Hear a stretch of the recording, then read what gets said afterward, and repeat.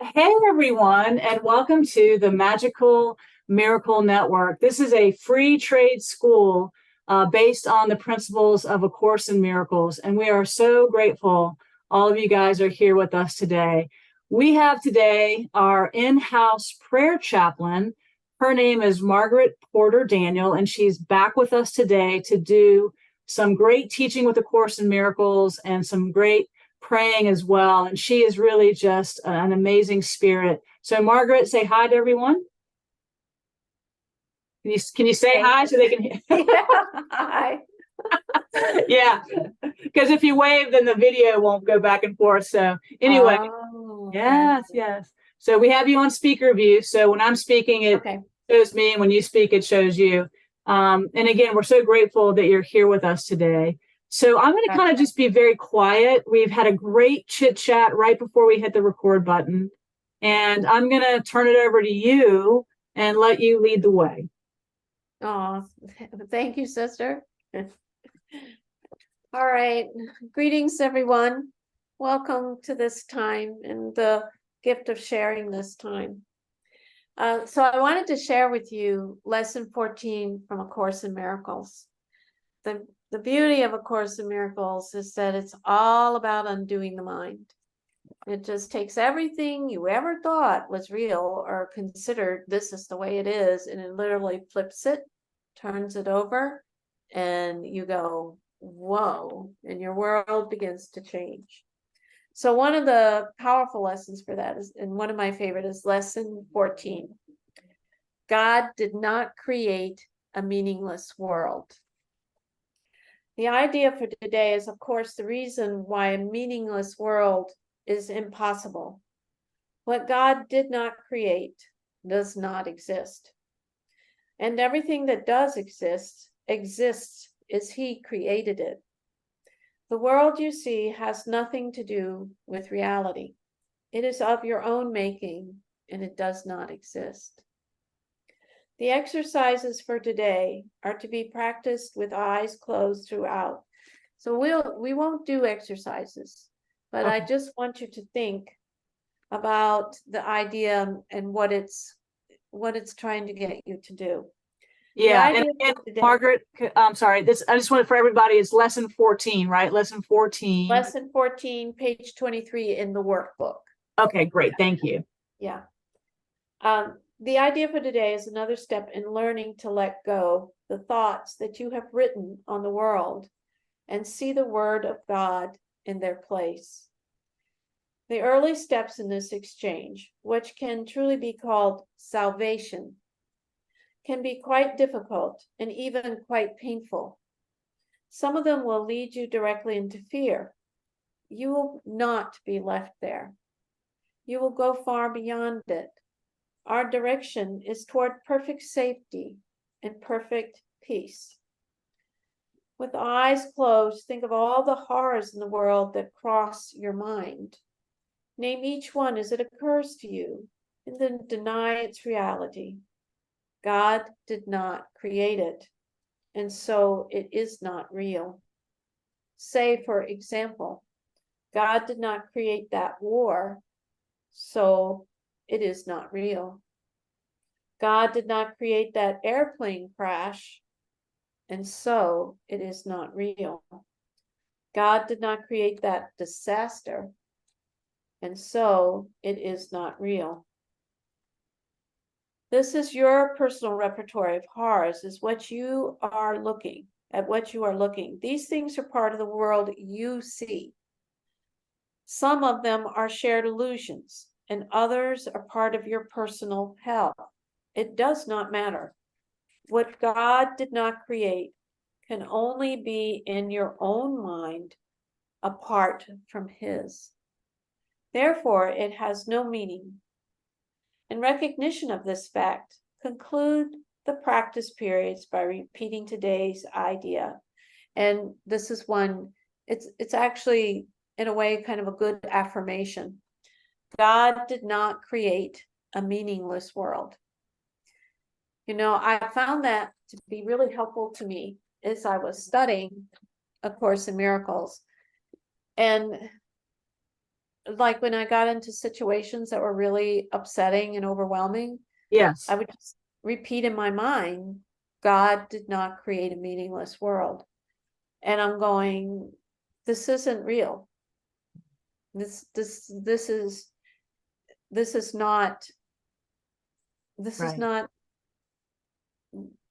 reality. It's Just not isn't. reality. Exactly, Right. Margaret. So well said. Yeah, thank you for that. And I just pinging off of that, I so agree. I love that he talks about that. God did not create that airplane disaster. God did not create that war. God did not create that terrible, awful dream of separation that we talk about a lot, right? Right. So that's within our ego world. Yes. And so that is what separation is about, is when the ego creates the reality and makes it real in our minds. But our minds can hold two things. And in other words, our mind experiences two things. One is the experience of the dream, and that's what we've created. That's the world I'm looking outside at. Right. And then God creates, and then, well, we create more of that, but the other part of the world that our mind goes to back and forth to is the world of love. Right. Where The world of everything, spirit. Right. The world of spirit, the world of love, right? Yes.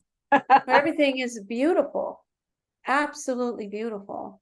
And the terror of it, of things we may see, there's a beauty in that. There's a beauty in all of it, because it's an unfolding. It's Exactly. just this unfolding of Right. the divine Leela. Right. I So love it. And the more we, undo the ego mind, which is what we're here to do, then the more that we see the real world begin to appear. The dream of unity and innocence and love, which is really our goal, which is to get from the unreal world of separation, right, to the real world of unity and innocence and love. Which Margaret, sometimes I'm a little impatient. I really just want to get there, right? I want to get to the real yeah, world. I know we have work to do here, right? right. Well, there's a timing. I mean, time is God's tool, and the timing is different for everybody, of course, because of the uniqueness of his creation. I mean, you look at all human beings, they're fabulous, they're fascinating, they can be terrifying, and they can be wholly uplifting. Yeah. It's just the magnificence of it all. Yeah. And then there's the ability for the mind, because the world is not real, then we stop identifying with it and we stop attaching to it. And so this is what allows us to create equanimity. Yeah. Where we're not emotionally tossed and turned by everything. Yes, absolutely. Well, just even you speaking there I can feel the channeling of spirit coming right through. When we're really tuned into spirit, spirit really does channel through us, and we all have access to that part of our mind that's very holy. And I think that's actually a lesson a little further down in the first 50 or 60 lessons. I think there's one that says your mind is very holy. I think there's one lesson that speaks to that. Yes, I love that one too. Yeah. Maybe we'll do that another time. Yeah, we'll do it another time. Yeah. Because it's like the lesson says, it's very unsettling, and it can bring one to a place of fear, but we're not meant to stay there. That's just that process of working through and understanding what is real and what is not. So well said. Thank you, Margaret. You're an amazing teacher. And just for people out there to understand, Margaret has been doing Course in Miracles for a long, long time. And she was an educator here in Richmond, Virginia for a long, long time. Do you want to speak to that just a little bit so people can get to know you a little bit? Oh, That'd be great. Art, and for 34 years. I taught art and academic gifted for 34 years in Hanover County. Wow. And it was wonderful. It was a wonderful wonderful profession. I was just very, very blessed to have gone into that profession. Yeah. It's just a I worked with all kinds of kids, all ages of kids. We did all sorts of fun things. We wrote grants and brought in all these great artists. It was just really a wonderful experience. And one of my favorite things that I loved doing was putting up kids' works all over the community so people could see what beautiful things their children made. And it was Yes. like, yeah. Wow. But that to me was joyous. And of course, there's always, problems and issues at the Yeah. I taught classroom. school too, so there's always a little challenging. Yeah, so yeah, but that was just nothing compared to the reward of having kids have good experiences, I agree so much, Margaret, with you. I mean, we are definitely sisters from other misters. I say that sometimes because I taught in Henrico County schools for 10 years, and I taught English and creative writing, and it was some of the most beautiful years of my life. I mean, just connecting with those children and the teenagers, it was just extraordinary, and they really changed me. And I became a different person after so many years of being in their energy and being in their love. And it just was a great flowing back and forth. Definitely challenging at times, but man, it was more of the opposite than the challenge, I feel, definitely. Well, this with the we're in the Kali Yuga age, and that's the darkest age for mankind at this time. And Yes, so, our children are so challenged, our families are so challenged. We are in situations where communities and governments are not supporting their families and their children. And then there's imposing, political agendas back and forth. And it's very exhausting. It's hard. It's really hard. I agree. And we can also agree that God did not create that exhaustion, right? God did not create. Yeah, absolutely. I mean, we can step beyond that, and that's what A Course in Miracles helped me to get through some very rough times, because with its gift of love and insight. Yeah, absolutely. So well said, Margaret. You are really teaching all of us today in this free trade school that's supposed to be supporting people of all ages and just bringing forth the wisdom of A Course in Miracles. So right now we'll just transition a little bit. Do you want to say a prayer for today? Before we hit the record button, we were talking a little bit about just the prison systems in the world. I worked in a prison system for about 3 months years ago, and it's very challenging in prison systems, in jail system. Go ahead. Yes. I wanted to speak out to that. I don't know if you've heard of Unitive Justice, but it is a wonderful organization. Sylvia Clute is one of the key people that put it together, and I think two other gentlemen that she worked with that came out of the prison system. They designed it and organized it, but it is a way to address relationships, communications within all communities, all bodies, like schools or businesses, but in particularly prisons. And it's really the reversal, where it's not about punishment, but it's about upliftment. And helping people to see their goodness and supporting that with goodness. It's just like, it's an amazing system, and they're having their world conference here in Richmond next week. So can you just repeat the name of that? Because Unitive Justice. Unity of Justice. Okay, good. So Unitive,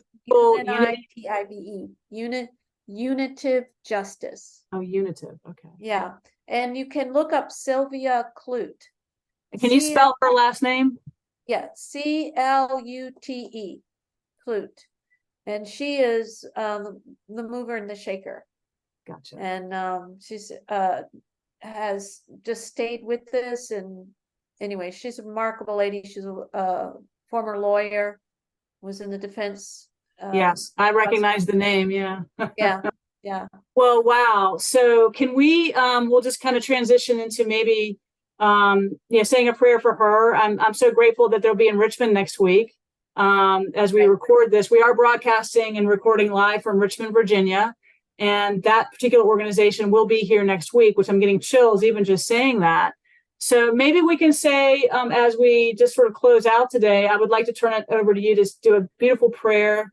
You are our in-house prayer chaplain for this network. So maybe I'll just let you do that. Okay. Thank you, sister. All right. Let's just roll your head, shake your shoulders, let your body just sort of settle. And let's take a deep breath. Hold and release. And just feel all that tension and stress go out with that breath. Take another deep breath. Hold and release. And just feel your body begin to relax. Feel your mind becoming more still as you watch your breath.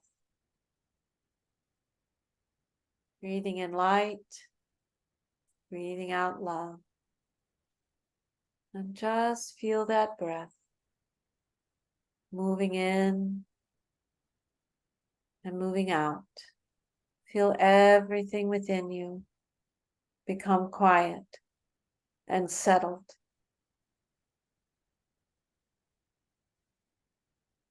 Watch your breath. With your next breath, as you breathe in all that light and love, focus on your heart space and send it right there.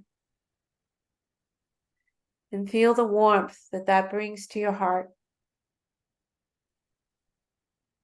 Knowing that light and love is energizing, feeding, providing every cell, every molecule, every atom in this body. And then it moves into the heart space. The heart has 4 chambers, but there's another chamber, a spiritual chamber, an etheric chamber. And in that chamber, you can see whom you love, or the teacher that has guided you the most. It could be Yeshua. It could be Paramahansa Yogananda. It could be Muhammad. It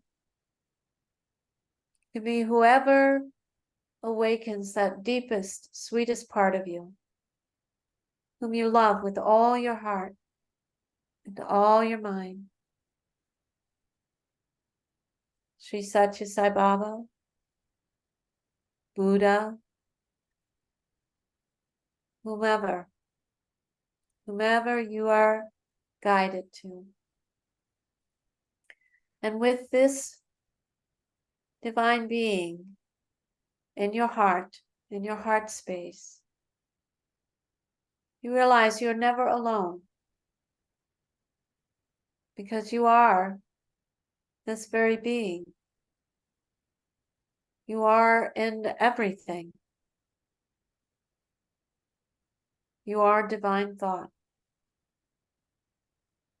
You are the creator of the world you see. And with this divine teacher in your heart, you can only make a beautiful world, one that's kind and loving, one that is truly who you are, the sacred, divine, and holy Atma, the eternal self. It is God's own breath that breathes you. It is God's own light that moves you. There is nothing you are able to do without the presence of God, because that is all there is and shall ever be. So as we breathe in,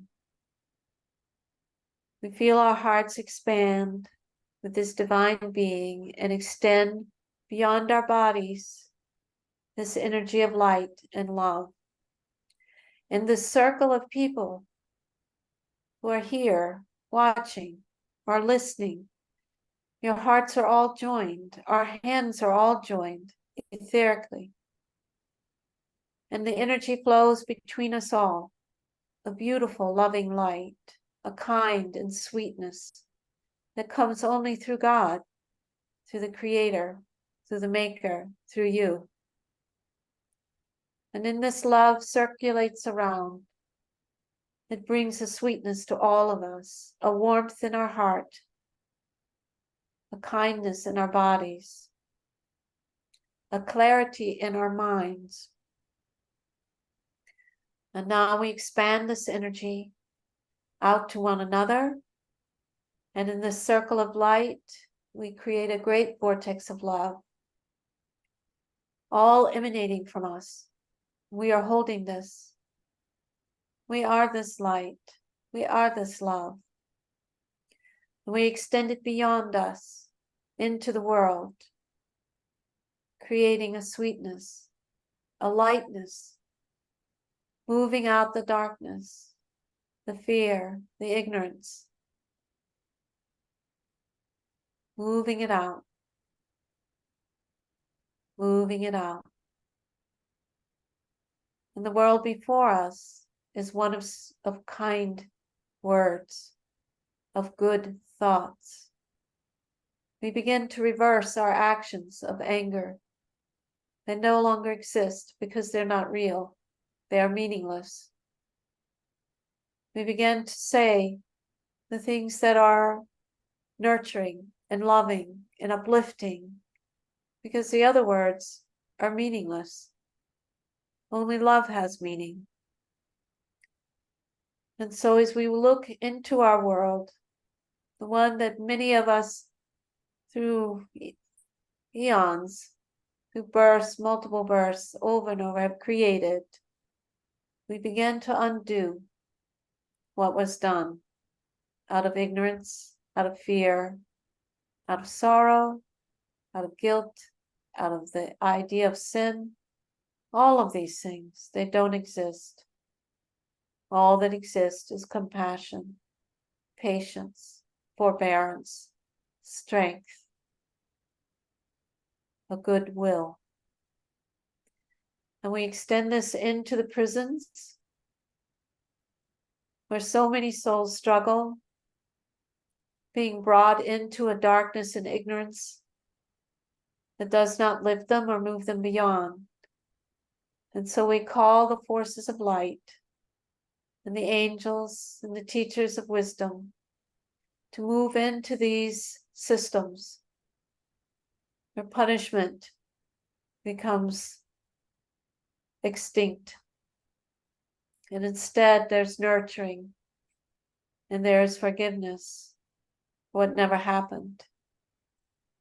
Because in a meaningless world, forgiveness is something we do to move beyond it.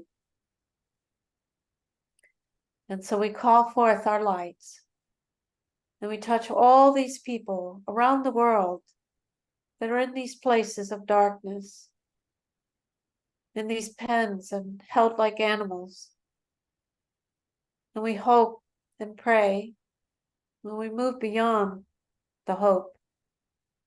What we pray is a statement of truth, that their light will be uncovered and is being uncovered, and that they will shine, and they will lift their bonds, their bondage to this world, and remember who they are, the beloved's own light, and all those that are their keepers, that their hearts are lifted, and they find kindness and patience, and forbearance, and clarity of mind, so that we may serve one another to find our way to our own inner light, the truth of who we are. And we reach this light to all those that are without homes, the refugees around the world, who've been shifted by conflict in their countries and by leaderships that have been abusive and dark. We ask that the innocence of the children and the innocence of these families be lifted, protected, and that they find the homes and the foods and the shelters they need so that they may come to a sense of wellness and wholeness within. For there is only goodness in the world, and those who see otherwise have forgotten. And we call upon the divine beloved to help them to remember, as we each work to remember, each of us in our journey home. So we thank you for the gift of light, the gift of love, and the gift of this day and this moment together.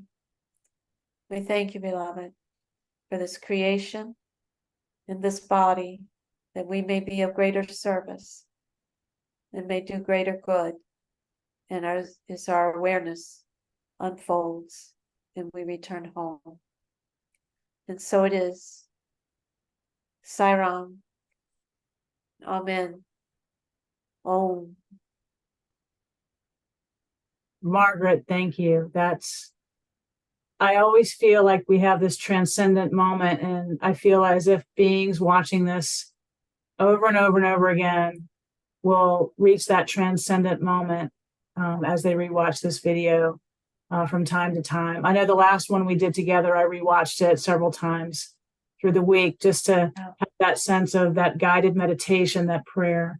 You are such a gift to this free trade school that we are starting. Yes, we are just shouting out to all of our avatars to Right.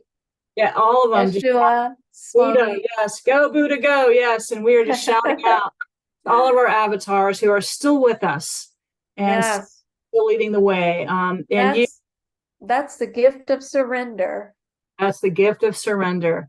So thank you, Margaret Porter Daniel. This has been a blessing. She read again from lesson 14 out of A Course in Miracles, just to recap that.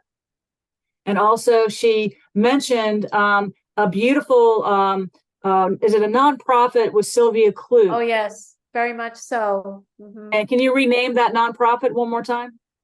You know what? If you give me a second, I'm going to look on my phone and pull it up. Okay. And that way I can give you the information properly. Yeah. Okay, so she's going to pull it up on her phone. I guess these beings are going to be in Richmond, Virginia next week to do some work. And we are just praying for Sylvia and thanking her for her work that she's done for a long, long time. And we'll just wait for you, Margaret, whenever you're ready. All right, here it is. Unitive Justice. It's called Unitive Justice. So it sounds like it's UNITIVE, Unitive, right? Yes. Let me see. I'm going to check one more thing. People will wait. People will wait for this. This is a beautiful message. It's not coming through. Let me type Sylvia's name. All right, so she's going to type in Sylvia's name, and we'll just everybody be patient out there as we get there. She is.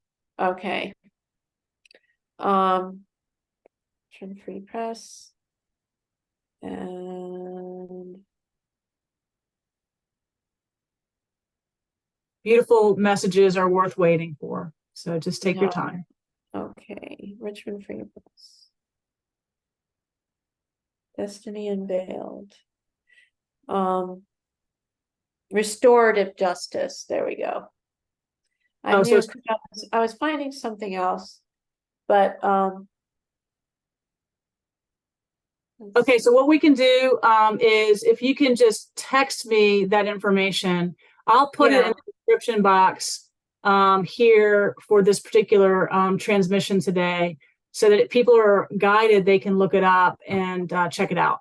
How's that sound? Right. I'll send that out. Okay. I think Unitive and Restorative, they're both on the same path. Same path. Gotcha. Yeah, the Restorative, I think, is the big conference. It's next week. Gotcha. Okay, so great.